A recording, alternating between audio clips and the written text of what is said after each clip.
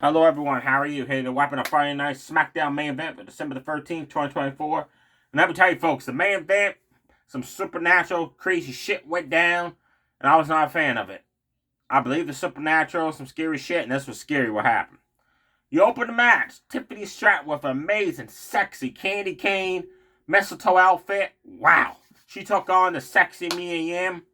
I was hoping she had a Christmas attire on, but she didn't. The winner of this match will go on to face Michael Cole already ruined it. Because on announcing, he said the winner of this match will go on to face Chelsea Green at Saturday Night's main event. Then he corrected himself, saying, we don't know who they're going to face. So that kind of foreshadowed who was winning the main event, which was scary. I'll get to that. So, bell rang. Mia Yim took it right to Tiffany Stratton. Hurricane into the ropes. Bounced off the ropes, never hurricane off the ropes. Sent her flying out of the ring with a clothesline. Went to do a move to the outside, and it was kind of like a running kick on the ring apron edge, and Tiffany Stratton blocked it. Face planted her, smashed her down, then delivered a running stomp. She went for out of one. Mia Yim moved out of the way, spinning kick knocked down Tiffany Stratton. Both women exchanged forearm shots. Mia Yim went for eat defeat. Tiffany blocked it. Cartwheel, Alabama slam. I love that move she does. Mia Yim fought back. DDT off the ropes. Quickly hit another DDT. Almost won it, but Tiffany kicked out. Then Mia Yim went up the top rope, and she was struggling to hold her balance. I allowed Tiffany run up, her corner off the top rope, bounced back up the top rope, hit the Tiffy saw it. She kind of half overshot her, half connected. That allowed Mia Yim to kick out, eat defeat, and you're going on to the finals, Mia Yim. After the match, Nia Jax, Candice LeRae, and Tiffany was backstage, and Candice was saying, like, next week I got me and Nia's got a chance at the women's tag team titles. And it's a shame that you can't even become a champion. And don't think about cashing in on Saturday Night's main event because you lost the tournament. You shouldn't have cashed in on the winner, blah, blah, blah. Then Tiffany's getting fed up with Candice at this point. So maybe they're going to turn Tiffany Stratton face. Right? Already. As said before WrestleMania. And then it showed Nick Aldis dealing with Drew McIntyre. He attacked Jimmy Uso, beat him up. That was about it. Then he told Bianca Belair, I have to strip you of the tag team titles because Jade's going to be out for several plus months.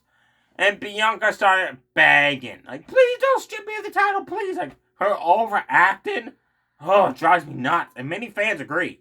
Her overacting is way too much in WWE. And the way she was crying and begging not to be stripped for the title. So then Naomi walked up and said, how about I defend it? And we just, be new tag champs. So Nick Aldis made the match official for next week. Now, Candice LeRae and Nia Jax does get the women's tag team title match against Bianca and Naomi. So Nick said, technically, whoever wins this match will be your new tag team champions. That's how he's going to do about it. We had LA Knight took on Solo Sikoa of the Bloodline 2.0 with Jacob Fatu and Tama Tonga on ringside. This match came about when last week the Bloodline did the we're going to beat up some random people, blah, blah, blah bullshit. Seen it 4 years in a row, nothing new. But I love what LA Knight said. He said, Solo ain't going to be able to say he's the tribal chief when I'm done with him. Because I'm going to have my foot so far up his ass, my foot's going to be coming out of his mouth before he can say anything about being the tribal chief. Yeah, and the bell rang and LA Knight just stared down Solo and just started rapid fire punch fury. Solo ended with an uppercut, hit a hip bunt, keeping LA Knight grounded. Tossed him out of the ring. Went after him, sent him back first to the barricade, drove him face first off the announce table, picked him up, rock bottom on the announce table, which didn't break. LA Knight fought back. Irish whipped him to steel steps. Irish whipped him in the announce table and got on top and did like the 10 punch thing on the announce table. Jacob Fatu came around and he sent that flying over that announce table. Like, holy shit, Jacob Fatu went a flying, folks. That was awesome. Then LA Knight gets back in the ring before the referee, double counts them both out. Solo gets back in the ring. LA Knight hits a running clothesline. Hits out of running clothesline, going for a third one. Solo counters there with a tossed up Samoan drop. LA Knight went for the Rose Plant DDT. Solo raked the eyes, and when LA Knight landed on the ropes, he bounced off, clothesline Solo down, hit a side effect like Matt Hardy used to do. Hit that awesome middle rope, jump up to the top rope, bounced off elbow drop. Again went for the Rose Plant DDT. Again Solo countered it. Sent LA Knight into the ropes. At this point, Jacob Fatu had gone up for being tossed over the announce table. Hammer Tonga attacked LA Knight. So Solo Jordan, 3-on-1 beatdown. LA Knight wins by disqualification. Then, some backup arrived. Andrade Cien Almas, Apollo Crews, the other two people that was attacked last week from the Bloodline ran out. They started cleaning house, taking it right to the Bloodline. Until Solo Samoan spiked all three of them. So next week it's going to be a 6-man tag with those 6 superstars. Camille Hayes came out ready to fight the first superstar that's been traded to SmackDown for someone. We don't know who was traded yet.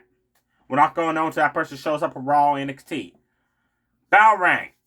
Camille Hayes said, come on, and who is it? Braun Strowman's back on SmackDown. He's back from the groin injury he suffered in the last man standing match against Braun 3 months ago.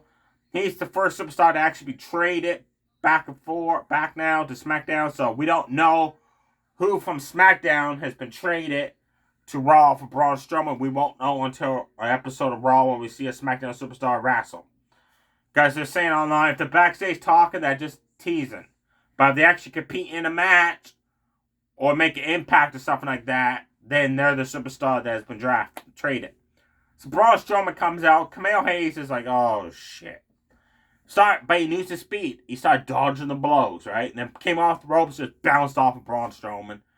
Braun Strowman picked him up. Camille Hayes drop kicked him in the leg. DDT off the ropes. Went off the top rope for a crossbody. Braun Strowman caught him. Power slammed his ass down. Your winner within like a minute, Braun Strowman. The backstage, Camille Hayes said if he knew who his opponent was, he would have been ready and more able to win the match. Because he said, being a mystery opponent, you don't know who it is. So basically, he was whining and complaining. That's why he lost. Then Austin Theory and Grayson Waller approached Braun Strowman, asked him to be on the Grayson Waller effect. Because they want to know the same thing I want to know. Every draft that happens, every year Braun Strowman ends up from one show to the next. He's like a pinball machine ball. And a pinball machine is what I'm trying to say. He's bouncing back and forth from Raw to SmackDown. So I am curious if that, like, they're asking, like, you're back on SmackDown. He was just traded to Raw. I mean, drafted Raw this year. Now you're back to SmackDown. Then I'm going to say, it's the next trade. You're going to go back to Raw. I love how they said that. So next week at the Grayson Waller effect, it's going to be them talking to Braun Strowman about why he's back on SmackDown. Main event time. Bayley took on Chelsea Green in the semifinals of the United States Women's Championship Tournament. Michael Cole, like I said earlier tonight, already announced the winner of this match. Yes, folks, Chelsea freaking Green won it. I literally shut off the TV for the last half hour of SmackDown. I missed what happened. I apologize. I did read online there was no matches, which is a good thing because I got so sick to my stomach. I literally wanted to vomit so bad when Chelsea Green won. She does not deserve it to become the first ever Women's United States Champion. Bayley, who's been in that company for many years, is a badass competitor. She's up here, Chelsea Green's way down here. Like, during the match, Bayley just kicked her ass, like rapid fire forearm, snap mirror between the ropes, top rope elbow drop, just kicking her ass. Then Piper Niven trips Bayley, so Chelsea Green delivers a stomp across the back. Bayley went for a Bayley to belly. Chelsea raked the eyes, hit a Rough Rider. And then they were outside the ring fighting, and Bayley decided to deliver a top rope elbow drop onto Piper Niven. Then ran back at the ring before the count of 10 so Chelsea Green could hit the jump off on Pretty for the 1, 2, 3. Even you can see Bayley's look on her face. It isn't a look of shock that I just lost to Chelsea Green. It's a look of like, I'm sick. This isn't right. I just got screwed over. Like HBK, Bret Hart, Montreal Screwjob there. Bayley, the way she left, you could tell she is pissed off, and I don't blame her 100%. And Chelsea Green all match, every time she got hit with her move, she was acting stunned. And then she's in the ring stunned like she won the match. And all that. Michael Cole's acting like it's a big shocker where you goddamn announced in the opening match who was going to win it beforehand. Like, when he's trying to correct himself, he screwed himself big time. Even the other ring announcer, Corey Graves, like, dude, like, Chelsea Green hasn't won that yet. You could tell him hear that on the my announce booth. And Mike Cole's like, oh, I'm sorry, folks. We don't know who she's facing yet. Bullshit. You already announced who it was. You tried to cover your tracks. You screwed it up. You ruined the main event for us fans that are ready to watch the show. And like I said, I couldn't watch the last half hour of SmackDown because I literally felt sick to my stomach. And I was just so disgusted with Chelsea Green winning. If she wins that title, nobody's going to be cheering for her ass. It's going to be fake cheers. Everybody's going to be booing. People are probably going to get up and start walking away like they did years ago when Roman Reigns kept wrestling and holding the title hostage. Let's say they have it. So definitely the main event was a Friday the 13th. Supernatural shit did happen there. If you think about it. Next week we got the women's tag team title match between Queen Nia and Candice LeRae against Bianca and Naomi. The winners become the new champions. And we also got Solo Sikoa, Jacob Fatu, and Tama Tonga versus Apollo Crews, Andrade Cien Almas, LA Knight, a 6-man tag. That should be an awesome match right there. Don't know what the other matches are. Our main event, we had Otis from Monday Night Raw with Maxine Dupree and Tozawa ringside took on Pete Dunne from Monday Night Raw. Boomerang, Pete Dunne bit the fingers. Applied an arm, trapped one of Otis's arms, then grabbed the other one, started bending it back, and just snapped it back, and Otis just screamed in pain. Then Pete Dunne, like, insecure, kicked the hurt arm. Otis fought back, spinning back fist, running clotheslines, and he started doing the caterpillar. And as he's doing the caterpillar, Pete Dunne jumped up, stomped the hands. Then Tozawa distracts him by started calling him Butch. Pete Dunne said, that's not my name. Grabbed hold of Tozawa, that's not my name. My name's Pete Dunne. The fans started chanting, your name is Butch. And then he rips the t-shirt off of Tozawa, turns around, Otis hits like a barrel roll kick, strike for the 1-2-3. If Pete Dunne's going to start losing matches because the fans are chanting that your name is Butch, poor Pete Dunne. The other match was Raw's LWO face team member Dragon Lee against Raw's one half of Imperium, Ludwig Kaiser.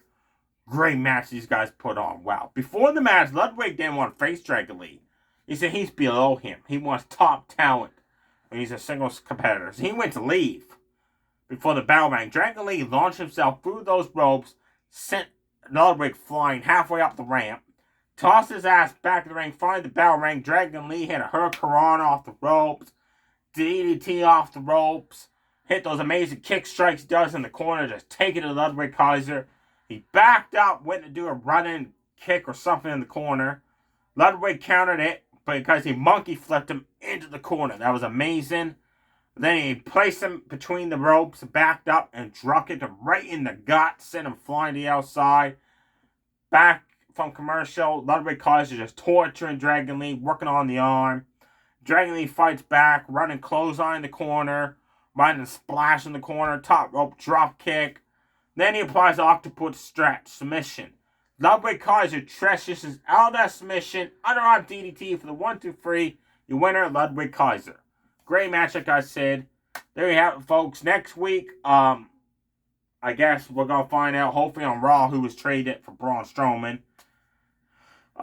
Is there going to be other trades? Because I am curious, because on NXT, Chelsea Blackeye showed up, but was that a tease?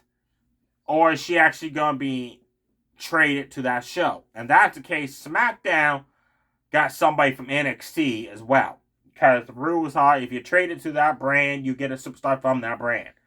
So, Nick Adonis couldn't. I read online that, well, Chelsea was sent to NXT for Braun Strowman for Raw. That's not how it works, folks. It means, like, Chelsea Blackheart, if she was traded to NXT from SmackDown, NXT's got a woman going to SmackDown. Because if that was the case, Nick Adonis could just send as many people as he wants to NXT, not take anyone, and just grab people from Monday Night Raw, and Adam Pearce gets nobody. I am curious where Drew McIntyre is going with this, like attacking each single member of the Bloodline.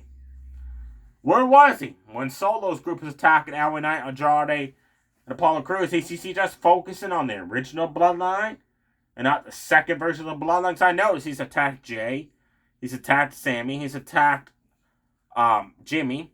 He's not attacked a single member of Solo's Bloodline. I mean, he's going to be attacking Paul Heyman next before he gets to Roman Reigns, or just skip Paul Heyman and go right to Roman Reigns. And also announced Roman Reigns has challenged Solo Sikoa to the Raw premiere episode on Netflix. No holds barred. The winner gets that fame around the neck, that like Allure fame, and they're gonna be known as their tribal chief. I hope the Bloodline is traded to Raw. SmackDown needs fresh talent instead of the Bloodline. I would love to see Judgment Day go to SmackDown. Because let's face it, folks. Let me know below in the comments. Bloodline has done whatever they can, beat whoever they want to be on SmackDown. Fresh people on Raw, and Judgment Day is the same way. They're getting stale on Raw. They need a fresh new show to take over. What better place than SmackDown with fresh new talent to fight and feud with? Stay safe, everybody. Too sweet. Bye.